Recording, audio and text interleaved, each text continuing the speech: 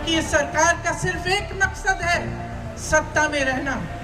सिर्फ एक मकसद है और उस मकसद को निभाने के लिए कुछ भी कर डालेंगे। उस मकसद को निभाने के लिए वो बड़े बड़े सरकारी उद्योग थे, वो इन्होंने अपने उद्योगपति मित्रों को क्यों बेचे? यार, जो सत्याग्रह में होता है, सत्याग्रही से आप ये पूछो आप क्या कर रहे हो, तो वो क्या जवाब दे सकता है? यही जवाब दे सकता है कि आपने देख लिया हम कहाँ हैं, क्या कर रहे हैं। आप लोग ये भी पूछते हैं कि आप भड़का रहे हैं, नौजवानों को भड़का रहे हैं, हिंसा की तरफ बढ़ा रहे हैं।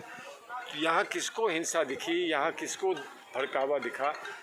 हमने कहा हम नौजवानों का समर्थन करते हैं, लेकिन हमने उनसे निवेदन किया, उनसे अपील करी कि वो हिंसा का सहारा ना लें।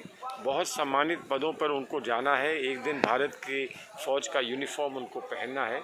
ऐसे लोगों से आग्रह है कि वो हिंसा का सहारा ना लें, इसलिए कि उनको तो शांति की सुरक्षा करनी है।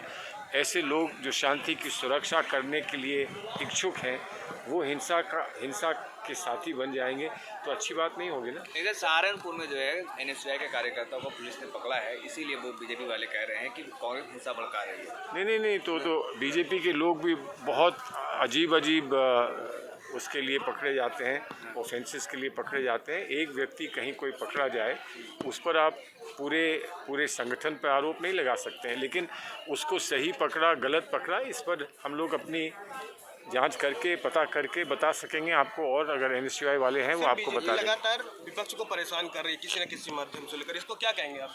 बीजेपी परेशान है, इसलिए हमें परेशान कर रही है। युवाओं ने खुला ऐलान कर दिया है। एक साथ फिर तीनों सेनाओं के साथ सुबह बैठक की और प्रेस कॉन्फ्रेंस करने जा रहे हैं। बैठक तीनों सेनाओं के साथ करने की आवश्यकता नहीं थी, इन नौजवानों के साथ करने की आवश्यकता थी जो इतने उत्तेजित हो गए हैं। उनसे बात करनी चाहिए ना, विपक्ष से बात करनी चाहिए। उन लोगों से क्या बात कर रहे हैं जिन्होंने इसको अपना पहले ही से इस पर अपनी स्टैंप लगा चुके हैं। जी, सालों से हम भर्ती का इंतजार कर रहे थे, अब हम गन्ना बेचने जा रहे हैं।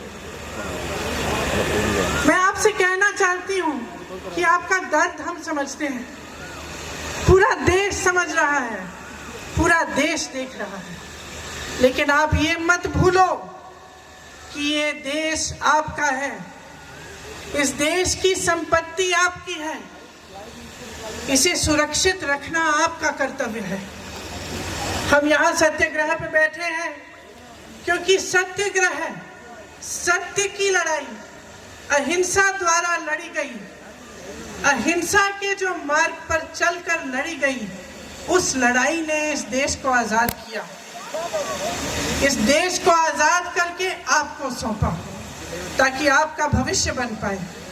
तो मैं आपसे आग्रह करती हूँ कि परिस्थितियों को समझिए, आपके आसपास क्या हो रहा है, सरकार कैसे चल रही है, देश में क्या हो रहा है, उसको गहराई से समझिए। जो किसान के आंदोलन थे क्यों किए गए, किसान क्यों जागे, क्यों सड़क पर आए? क्योंकि वो समझे कि खून पसीना वो बहाएं, मेहनत वो करें, लेकिन उस मेहनत की कमाई किसी और को दी जा रही थी। ये सरकार उनके लिए नहीं चल रही थी। इसी तरह से मैं आपसे आग्रह करती हूँ कि समझिए, ये सरकार आपके लिए नहीं चल रही है। ये सरकार इस देश के गरीबों के लिए, इस देश के नवयुवकों के लिए, इस देश की महिलाओं के लिए, इस देश के एक देशवासी के लिए जो आज गरीब है, जो परेशान है, उसके लिए नहीं चल रही है ये सरकार सिर्फ बड़े बड़े उद्योगपतियों के लिए चल रही है। और ये जितनी भी स्कीमें हैं जो बार बार आप पे थोपी जाती हैं, ये सोच समझ के किया जा रहा है। ये बात सही नहीं है साथियों कि बगैर सोचे समझे किया जा रहा है। ये सोच समझ के इसलिए किया जा रहा है क्योंकि इस सरकार का सिर्फ एक मकसद है, सत्ता में रहना।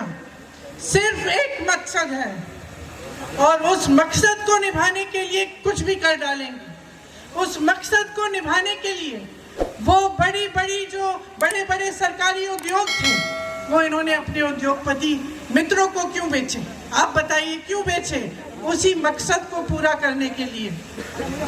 आपको रोजगार मिलता था वहां से, आपको उन उद्योगों से, छोटे उद्योगों से, छोटे व्यापार से भी रोजगार मिलता था जो तकरीबन आज बंद कर चुके हैं ये, क्योंकि इनकी नीतियों ने, नोटबंदी ने, तमाम नीतियों ने, जीएसटी ने उनको भी बंद कर दिया। और आज सेना जिसकी भर्ती में का सपना आप देखते हैं, आप अपनी देश की सुरक्षा का सपना देखते हैं, अपने भविष्य को मजबूत बनाने का सपना देखते हैं, आप ये सपना देखते हैं कि बड़े होकर आप माँ बाप को का देखभाल करेंगे, सरहद पर जाकर इस देश के लिए अपनी जान देंगे। आपसे बड़ा देशभक्त कोई नहीं है, मैं याद दिलाना चाहती हूँ आपको। और मैं आपको कहना चाहती हूँ कि जो नकली राष्ट्रवादी हैं और जो नकली देशभक्त हैं, आंख खोलकर उनको पहचानिए। आपके संघर्ष में पूरा देश आपके साथ है, पूरी कांग्रेस पार्टी आपके साथ है। जब तक ये सरकार जो है अपने इस गलत मंसूबे को, ये अग्निपथ योजना को ख़त्म नहीं करती है और इसको अभी हाल फिलहाल स्थगित नहीं करती है, हमारा सत्याग्रह जारी रहेगा। और ये सत्याग्रह धीरे धीरे धीरे धीरे हर गांव, खेत, खलियान सब जगह पहुँचेगा।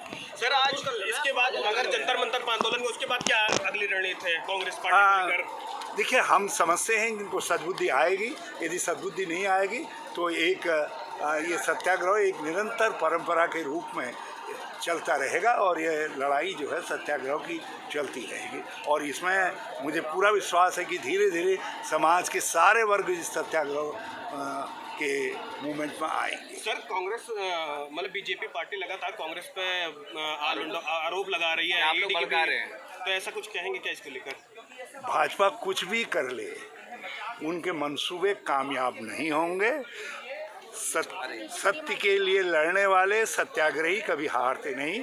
इसीलिए हमारे नेता राहुल गांधी जी ने कहा है, सत्यमेव जयते, और सत्यमेव जयते। न ये धरना था, न प्रदर्शन था, ये सत्याग्रह था। और नौजवानों के भविष्य को अग्निपथ के नाम पर जिस तरह बर्बाद करना की कोशिश हो रही है, उसके खिलाफ कांग्रेस ने अपना समर्थन दिया है। कितना शांतिपूर्वक था, बैठे रहे सभी वर्किंग कमेटी के मेंबर, पार्लियामेंट के मेंबर, प्रियंका जी ने नेतृत्व किया, अपील की कि शांतिपूर्वक रहे।